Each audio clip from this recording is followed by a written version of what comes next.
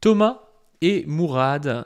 Doit-on faire l'amalgame? Doit-on faire comme l'extrême droite et dire ah bah nous on est pour Thomas, vous êtes pour Mourad, ou nous on est pour Mourad, vous êtes pour Thomas? Bon, déjà je veux commencer cet épisode en rendant hommage à la famille de Thomas et à Thomas, parce que dans cette histoire c'est quand même le seul qui est décédé. Donc si vous n'avez pas suivi, il y a Crépol, il y a eu plein d'articles par rapport à ça.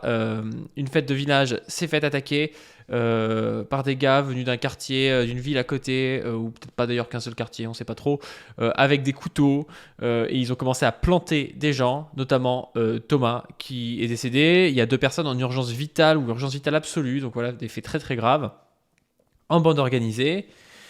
Et ce qui s'est passé, donc, c'est que l'extrême droite a forcément commencé à parler de ça, même Darmanin, en parlant d'ensauvagement, en parlant de guerre de civilisation, en parlant de barbares, tout ça. Moi, j'en avais pas parlé. Pourquoi? Parce que il n'y avait pas de motif raciste, de motif vraiment à analyser politiquement, je trouvais jusque-là. Malheureusement, des faits divers, il y en a tout le temps, et tant qu'on ne prouve pas le contraire, ça reste un fait divers, même si l'enquête a avancé, et on va pouvoir en parler. Je voulais juste rappeler pourquoi est-ce que je traite pas forcément ces choses-là. C'est déjà parce que c'est énormément traité à la télé et par les médias de droite et d'extrême droite pour faire de la récupération, donc on connaît tout ça. Et puis aussi parce que au fond, c'est assez trompeur. Quand on prend des statistiques de meurtres en France, on trouve ça là. Statistiques de meurtres, ça baisse. Ça baisse depuis même les années 70, ça baisse bien. Et on arrive en 2010, ça stagne, et ça remonte un peu à partir de 2014. Donc voilà, des homicides en baisse. Je crois que c'est passé d'un taux de 3 en 1970 à un taux d'1,4 aujourd'hui.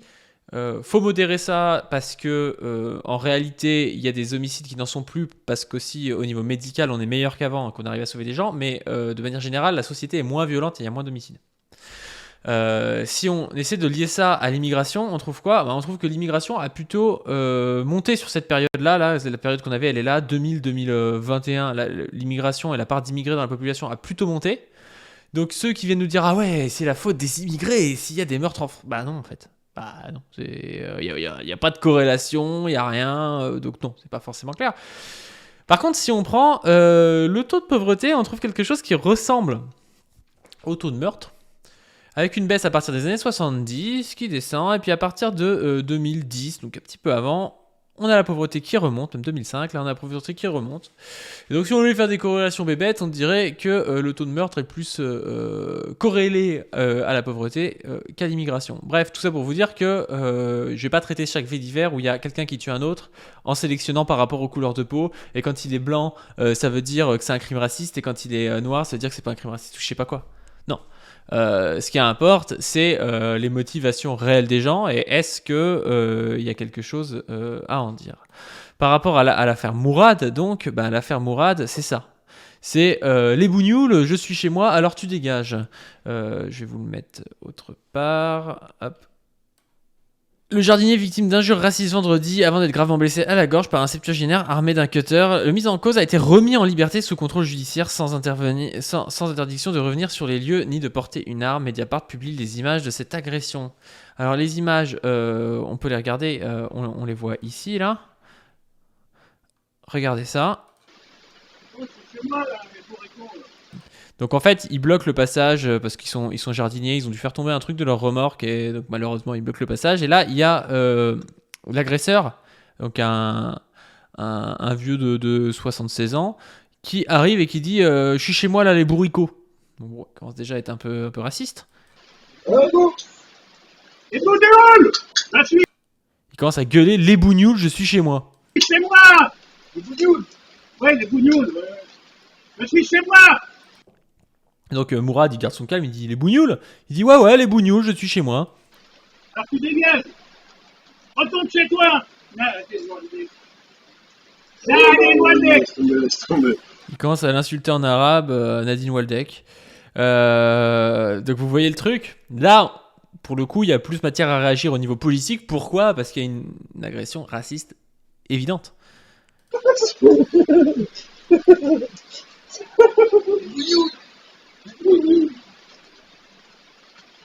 Les nuls.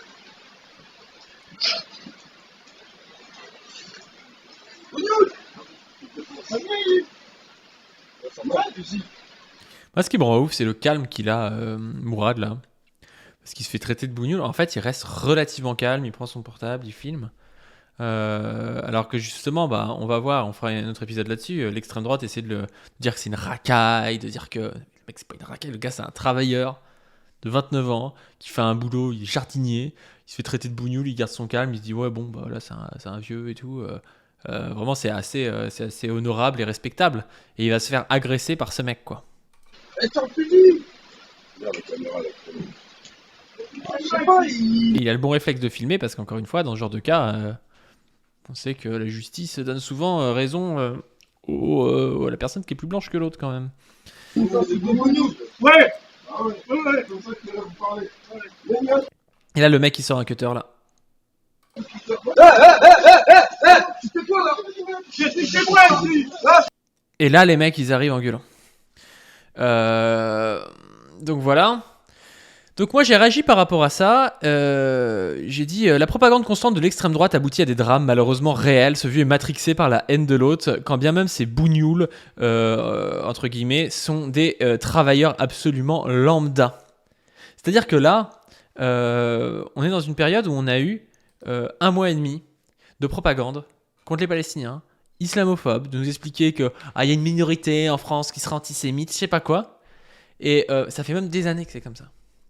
Et il faut se rendre compte que ça a des conséquences réelles. C'est-à-dire que le fait que des petits vieux soient matrixés comme ça, à traiter de bougnoul des travailleurs français, Mourad, c'est un travailleur français en fait, hein, c'est pas parce qu'il est d'origine immigrée que c'est pas un travailleur français, et ben c'est totalement en rapport en fait. Et donc là, il y a une conséquence réelle et c'est ça que je critique. Et je mets en dessous, en attente des photos de Thomas en commentaire par des FDP d'extrême droite qui, comme avec Lola, ne respecteront jamais les morts. RIP à Thomas, à sa famille et aux blessés de Crépol. Et honte à ceux qui veulent se servir d'eux pour monter les communautés les unes contre les autres. Ce sont eux qui font tout pour qu'il y ait de nouveaux Mourad. Alors pourquoi je dis ça ? Parce que j'avais déjà fait un tweet par rapport à ça. J'avais mis tous les journalistes et politiques serpillères de l'extrême droite sont complices avec la photo de Mourad. Et j'avais eu un nombre de réponses pas possible avec des photos de Thomas. Ce qui, en fait, n'avait pas grand-chose à voir parce que, je veux dire... l'extrême droite veut choisir entre Thomas et Mourad, mais en fait, le meurtre de Thomas, le meurtre de Mourad, c'est deux... Enfin, c'est pas un meurtre en Mourad, mais c'est deux drames dans tous les cas. Sauf qu'au moment où il poste ça, on n'a pas encore les informations que je vais vous donner, qui montreraient que peut y avoir du racisme derrière l'attaque envers Thomas et la fête à Crépol. Donc jusque-là, en réalité, c'est des jeunes... de quartiers qui viennent planter des gars dans une fête de village, on ne sait pas forcément à quoi c'est dû. Il aurait pu avoir des histoires, j'en sais rien, un mec qui doit de la drogue à je sais pas qui, des histoires d'amour, j'en sais rien. Dans tous les cas, c'est condamnable. Ça reste un fait divers. Je vous l'ai montré, il y en a 2 à 3 fois moins que dans les années 70. Il y aura toujours des faits divers. On va pas parler de tous les faits divers, même si évidemment, dans tous les cas, on rend hommage à la famille des victimes. C'est pas le souci. Mais ça ne prend pas une dimension politique évidente. Et surtout, ça ne prend pas une opposition avec Mourad. C'est-à-dire que maintenant, on sait... Enfin, il y a eu un article qui est sorti dans le Dauphiné Libre qui nous dit quoi ? Il nous dit un jeune homme commence, on s'amusait, on était copains, passé un bon moment. J'ai entendu dehors qu'il s'agitait, qu'il y avait un attroupement. Je suis sorti, je me suis pris un coup de couteau dans l'épaule et dans le dos. J'ai vu mon pote Thomas se faire poignarder. J'ai eu peur, je suis retourné. J'ai vu un autre pote à moi se faire planter dans le dos. J'ai compressé sa blessure pour faire un garrot. Il a été touché au rein, c'était l'horreur. Pour moi, c'était clairement un attentat. Les agresseurs ont dit « On est là pour planter des blancs ». Son voisin confirme ses propos. Donc il y a 2 personnes qui confirment que les agresseurs ont dit on est là pour planter des blancs. C'est pas juste une bagarre comme on a l'habitude. Et ça s'envoie des petits coups de pain, les balles de village. Non, c'est des mecs qui arrivent avec des couteaux en disant on va planter des blancs. Alors là, ça prend pas du tout la même chose. Sauf qu'au moment, moi, où je poste mon tweet, on ne sait pas encore ces informations. Donc je vais pas, dès qu'un blanc se fait attaquer par un arabe, commencer à faire du Darmanin et dire c'est la faute de tous les arabes, c'est une guerre de civilisation, et puis par contre me foutre de la gueule de Mourad en disant que c'est une racaille, parce que c'est ça qu'ils font l'extrême droite. Par contre, au moment où on voit que les mecs ils viennent avec des couteaux en disant qu'ils veulent planter des blancs, là c'est différent et ça prend une dimension plus politique et donc on peut en parler. Et justement, moi j'avais envie d'en parler parce qu'au fond, ça pose la question de quelle solution à ça. et qui met de l'huile sur le feu et qui n'en met pas. Et là, je suis désolé, mais je crois que le discours de l'extrême droite de faire notre Thomas contre votre Mourad, de dire que Mourad c'est une racaille, on le verra dans une prochaine capsule, de dire voilà que Mourad en fait c'est mérité, de faire une cagnotte pour le flic qui a tué Naël, et par contre de dire Thomas voilà c'est vraiment la faute des Arabes, c'est des barbares, c'est tous les Arabes qui sont comme ça. Ce discours-là en fait, crée sur notre sol des conflits intercommunautaires. Et donc, même par rapport au décès de Thomas, on peut pointer du doigt les gens qui mettent de l'huile sur le feu et qui essaient de faire monter une haine entre les blancs et les non-blancs. Parce que moi, mon projet, c'est pas de dire moi je suis pour les Arabes. Enfin, je m'en tape en fait. Je suis pas plus pour les Arabes que pour les blancs ou pour d'autres. Par contre, je suis contre l'islamophobie, je suis contre l'antisémitisme, je suis contre toute forme de discrimination en fait basée sur l'origine ethnique des personnes. Et ça, encore une fois, ils sont dans un deux poids deux mesures constant. Les gens de droite et d'extrême droite qui, eux, veulent juste, quand c'est des blancs, dire c'est la faute des Arabes, machin. Et par contre, quand on a un blanc qui agresse au cutter un Arabe en le traitant de bougnoule, dire non, mais c'est moitié bien fait. Non, en fait. Donc voilà. Je pense que c'est assez clair. Moi, je ne vais pas m'exprimer sur tous les faits divers, que ce soit des Arabes ou des Blancs qui soient... Mourad se serait fait agresser comme ça dans la rue, j'en aurais pas parlé en fait. Je suis désolé, Mourad se fait agresser dans la rue et puis il n'y a pas d'insultes racistes et tout. Je suis pas... je vais pas faire 15 000 capsules, des agressions, il y en a tout le temps en fait. Par contre, un mec se fait agresser en se faisant traiter de sale bougnoule, là, je suis désolé, mais il y a quelque chose de politique derrière. Il y a quelque chose de politique. Et c'est pareil, si vous avez des bandes qui arrivent en disant qu'ils veulent planter des blancs, il y a quelque chose de politique derrière. Et c'est intéressant quand même de voir quoi.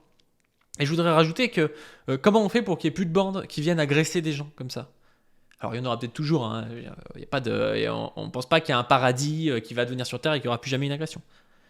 Mais ce qu'il faut faire, c'est avoir un système qui permet une bonne intégration de chacun. Qui permet justement de ne pas avoir de tensions intercommunautaires. Qui permet d'avoir une formation qui fait que les gens vont à la fois s'intégrer pour avoir une famille plus tard, pour avoir un boulot, et pas pour commencer à traîner en bande, à essayer de gagner leur vie avec la drogue ou je sais pas quoi.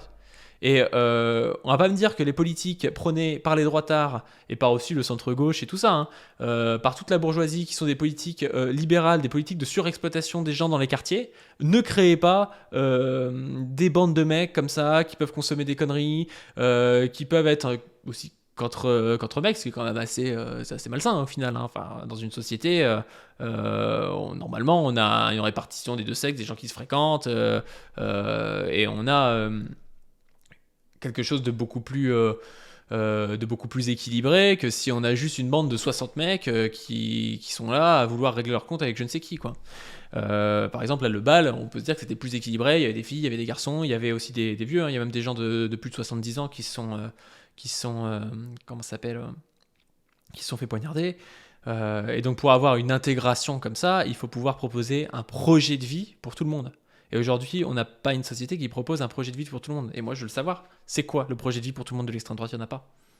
Il n'y en a pas. Le projet de vie de l'extrême droite, c'est de foutre un coup de pied au cul à certains citoyens au nom de leur origine ethnique, ou de discriminer certains citoyens à cause de leur couleur de peau, de leur origine ethnique. Ça, c'est un projet ségrégationniste par essence, et c'est un projet qui va faire exploser le nombre de Thomas et exploser le nombre de Mourad dans la société. Ceux qui sont responsables des Mourad et des Thomas dans la société, encore une fois, c'est la bourgeoisie, c'est la droite, c'est l'extrême droite, c'est aussi une certaine forme de centre-gauche paternaliste à la PS, Julien Drey, Manuel Valls, tout ça. Mais on va pas me dire que c'est les militants communistes, antiracistes qui sont responsables de tout ça, quoi. Bref, c'était un petit coup de gueule. On va en reparler. Mais venir nous faire porter le chapeau quand on porte un discours de guerre des civilisations toute la journée, au bout d'un moment, ça va, vous allez vous calmer, vous avez tort à la fois au niveau statistique, c'est-à-dire tous les faits divers ne sont pas à prendre, et vous avez tort sur le niveau du projet, vous n'avez pas de projet de paix pour la France, vous avez un projet de guerre civile, vous pouvez l'assumer si vous voulez, mais n'allez pas nous faire croire que grâce à vous, il n'y aura plus d'agression en France, il y en aura beaucoup plus, et il y aura beaucoup plus de tensions entre les populations en France si vous une au pouvoir. Sur ce, je vous invite à nous soutenir sur la chaîne pour qu'on fonctionne de mieux en mieux. C'est cool, là vous voyez une grosse somme d'argent. Ce mois-ci, on va toucher 1053 €. Alors en don par mois, Je sais pas combien ça fait, c'est marqué collecté par mois. En réalité, c'est collecté ce mois-ci. Mais je crois qu'il y a au moins un truc genre 500 € de mensuel. Et ça, c'est vraiment le mieux. Les dons mensuels, c'est super. Pourquoi? Parce que ça nous permet de voir sur du long terme. Si on sait qu'on va gagner 500 € tous les mois, moi ça me permet de dire à mon miniaturiste, bon bah voilà, on te donne, je sais pas, 300, 400 € tous les mois. Comme ça, tu peux arrêter ton petit boulot à côté et tu peux t'adonner plus à la chaîne. Et comme ça, on avance. Et les dons, pas par mois, c'est très bien aussi. Ça va nous permettre d'acheter du matos, ça va nous permettre d'acheter des choses comme ça. Abonnez-vous à la chaîne principale sur laquelle j'ai sorti une super vidéo sur Gaza. Ça vous a vraiment plu. Allez la voir. Donc la chaîne principale c'est pas du ring, je vous mets ça dans les commentaires et puis dans les liens en description. Et puis on va sortir une vidéo dimanche prochain sur la chaîne principale pas du ring, donc abonnez-vous à cette chaîne aussi. Allez, à plus et ragez bien les droits tardistes.